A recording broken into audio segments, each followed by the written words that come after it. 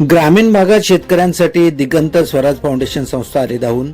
शेतीसाठी solar pump योजनेसह पिण्याच्या स्वच्छ पाण्यासाठी मोफत घरगुती फिल्टर वाटप.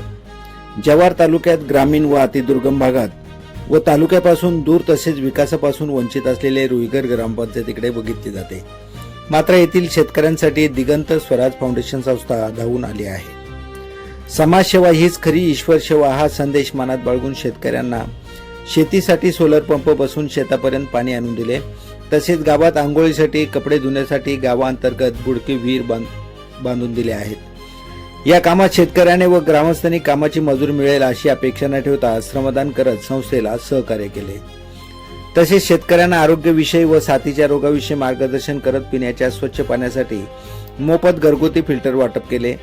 बोपदरी, गोंडपाडा, नावापाडा, बोकुडरान, जिल्हा परिषद शाळा, अंगणवाडी तसेच असे एकूण 230 फिल्टर वाटप करण्यात आले.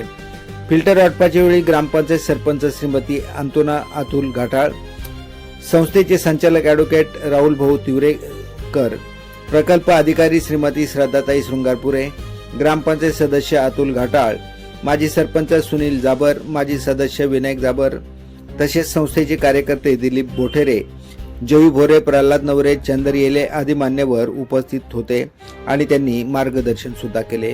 विविध उपक्रम राबवल्याने शेतकऱ्यांमध्ये व ग्रामस्थांमध्ये संस्थेविषयी समाधान व्यक्त केले जात आहे. भगवान जाबर, जव्हार.